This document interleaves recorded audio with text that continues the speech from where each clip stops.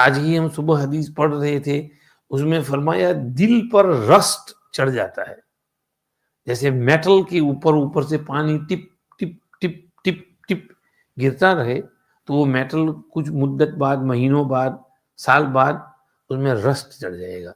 Fire escape ہے وہ cast iron کی، تو اس میں ہول پڑ جائے گا، تو اس کو پھر ٹریٹ کرنا پڑے گا یا پھر اس کو کاٹ کر کے دوسرا سٹیپ اس میں ڈالنا پڑے گا.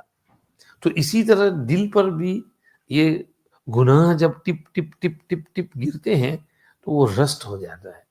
فرمایا اس کا ٹریٹمنٹ کرنا ہے تو 2 ٹریٹمنٹ ہیں، ایک ہے کثرت و ذکر الموت اور دوسرا ہے تلاوت القرآن. تو اگر آپ کے دل پر آپ کو رسٹ محسوس ہو رہا ہے، زنگ چڑھ گیا ہے، رونا نہیں آتا ہے، اللہ کا دھیان پیدا نہیں ہوتا، نماز میں دل نہیں لگتا، ذکر کو طبیعت نہیں چاہتی، افسردہ ہے طبیعت اور بے چین ہے، جس ڈونٹ فیل لائک ڈوئنگ اینی تھنگ، جس فیل لائک سٹنگ آئیڈل، اور طبیعت نہیں لگ رہی ہے، تو تھوڑی دیر کے لیے نمبر 1 موت کا مراقبہ کرو. موت کو یاد کرو. جب موت کا مراقبہ کریں گے کہ بھئی ایک دن مرنا ہے، آخر موت ہے، کر لے جو کرنا ہے، آخر موت ہے، کل ملک الموت آئیں گے، روح نکالیں گے، قبر میں لے جائیں گے، دفن کر دیں گے.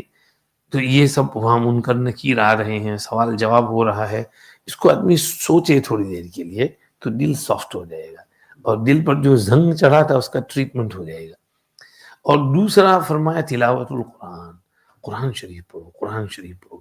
اس لیے کہ قرآن شریف کے ایک ایک حرف میں نور ہے. تو آپ جیسے جیسے قرآن پڑھیں گے تو اس کا نور آپ کے قلب میں سرایت کرتا جائے گا، سرایت کرتا جائے گا، سرایت کرتا جائے گا. تو جیسے جیسے وہ نور آئے گا تو وہ جو زنگ اور رس چڑھا تھا اس کا ٹریٹمنٹ ہوتا جائے گا. وہ ٹریٹمنٹ ہوتا گیا، ٹریٹمنٹ ہوتا گیا، وہ رس دور ہو گیا اور پھر وہ جلا آ گیا، دل جو ہے نرم ہو گیا، دل اللہ کی طرف متوجہ ہو گیا. تو نیک برائی کا بھی اثر پڑتا ہے، زنگ چڑھ جاتا ہے، پھر نیک عمل کا بھی اثر پڑتا ہے، اس سے وہ قلب جو ہے اس میں دوبارہ حیات اور زندگی آ جاتی ہے. قلب جو مر گیا تھا وہ دوبارہ زندہ ہو جاتا ہے.